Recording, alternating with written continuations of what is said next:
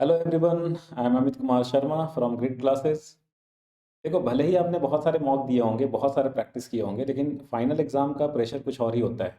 और बहुत सारे बच्चे ऐसे ना चाहते हुए भी कुछ कुछ ऐसी गलतियां कर देते हैं लास्ट मोमेंट पे, जिसकी वजह से उनका जो है वो रिज़ल्ट अनएक्सपेक्टेड होता है। तो मैं वही कुछ चीज़ यहाँ पे डिस्कस करने वाला हूँ कि आप लास्ट मोमेंट पे इन सब बातों का ध्यान रखें ताकि कोई गलती ना हो। सबसे पहला ये है कि टाइम मैनेजमेंट। ठीक है। टाइम मैनेजमेंट जैसे अभी देखो, पेपर एग्जैक्टली कौन सा सब्जेक्ट इजी आएगा, कौन सा सब्जेक्ट डिफिकल्ट आएगा, या फिर पेपर ओवरऑल इजी आया, डिफिकल्ट आया, फिर कुछ पैटर्न बदल गया।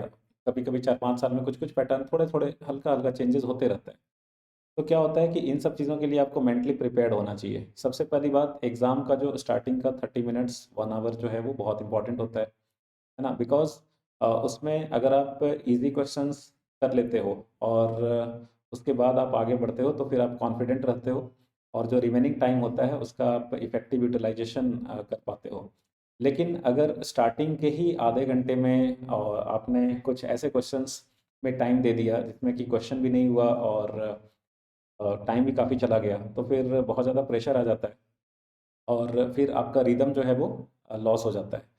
तो स्टार्टिंग में बिल्कुल वही क्वेश्चंस करें जो आपको देखते ही लगे कि आ जाएगा, हमसे हो जाएगा, और ये तीनों सब्जेक्ट में आप कर लें।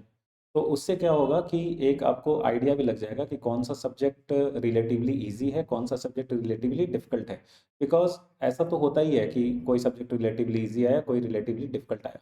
तो उसके बाद फिर क्या होगा कि आप जो रिमेनिंग टाइम है उसमें सही स्ट्रैटेजी बना पाओगे कि हाँ भाई, ये सब्जेक्ट इजी आया तो मैं इसमें थोड़ा ज़्यादा टाइम दूंगा, और ये सब्जेक्ट थोड़ा डिफिकल्ट आया तो मैं इसको लास्ट में करूँगा।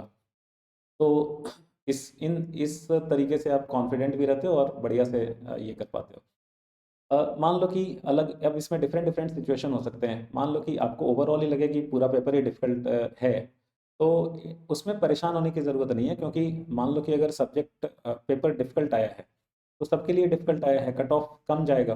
तो उसमें फिर आपको फिर इस तरीके से सोचना है कि चलो भाई, जितना होने लायक है मेरे से वो एटलीस्ट उसको टाइम दे करके बढ़िया कर लें, क्योंकि अगर लो स्कोरिंग पेपर होगा तो मैं अगर थोड़ा भी डिसेंट स्कोर कर लूँगा तो फिर मेरा हो जाएगा, I will be on an advantages side, right. इसका वाइस वर्सा भी ट्रू है। अगर मान लो कि paper, if you are feeling कि भाई पेपर इजी आ गया इस बार, तो फिर आपको और ज़्यादा अलर्ट हो जाने की ज़रूरत है कि अभी मतलब जितना ज़्यादा से ज़्यादा हो सके मैं उसको सही करूं, ताकि जो मेरा स्कोर आ जाए वो अच्छा आ जाए। इसके बाद आपको इंस्ट्रक्शंस जो है वो बहुत बढ़िया से पढ़ लेना है, उसके लिए टाइम भी मिलता है। तो इंस्ट्रक्शंस बहुत अच्छे से पढ़ लेना है, ताकि थोड़े बहुत अगर जो कुछ भी अगर माइनर चेंजेस हुए हैं पैटर्न में किसी भी चीज़ में, तो आपको उसका क्लियर आइडिया होना चाहिए। एक जो कॉमन मिस्टेक सभी बच्चे करते हैं या ज़्यादातर बच्चे करते हैं वो ये है कि आप सुबह में जो है वो फार्मूला याद करने की कोशिश करते हो या मन ही मन उसके बारे में सोचते हो, एंड आपको फिर ऐसा लगने लगता है कि अरे भाई, ये तो मुझे याद नहीं आ रहा है, और फिर आप पैनिक होने लगते हो, है ना, कॉन्फिडेंस डाउन होता है। तो एग्ज़ाम के सुबह में बिल्कुल भी कोई फार्मूला वगैरह के बारे में नहीं सोचना है, कोई क्वेश्चन कुछ सोचना ही नहीं है, वो सब, है ना। मतलब वो पढ़ाई से रिलेटेड चीज़ें माइंड में आनी ही नहीं चाहिए। तो ठीक है, ये बहुत ज़रूरी होता है। बिकॉज़ नहीं तो अगर आप उस टाइम पे सुबह में ही परेशान हो गए और आपका फिर नहीं रहा माइंड फ्रेश, तो फिर सही आउटपुट नहीं आएगा।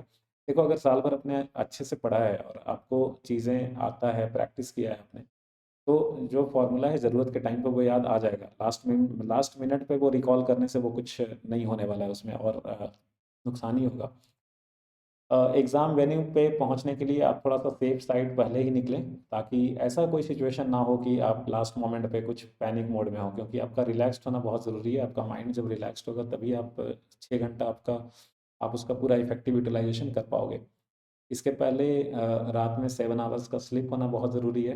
रात में लाइक 9 बजे के बाद तो पढ़ाई करना बंद ही कर दो। ठीक है। एंड सही टाइम पे सोने चले जाइए, एटलीस्ट 10 बजे तक तो सोने चले ही जाइए, ताकि 7 आवर्स का तो मिनिमम स्लीप चाहिए ही चाहिए एग्जाम के पहले। एंड ये तो कोई बोलने की बात नहीं है कि आज लास्ट डे पे कोई नया चीज़ बिल्कुल ना देखें। ठीक है। मैं देख रहा हूँ कि अभी भी कुछ बच्चे जो है वो लास्ट मोमेंट पे नया चीज़ देख रहे हैं, तो ये बिल्कुल भी ना करें। जो पढ़ा हुआ आपका चीज़ है उसी को बार बार रिवाइज करें। ये छोटी छोटी चीज़ें जो है ये आपको लाइक गलतियाँ करने से रोकते हैं। तो इन सब बातों का ध्यान रखें और डेफिनेटली अच्छा होगा। All the best.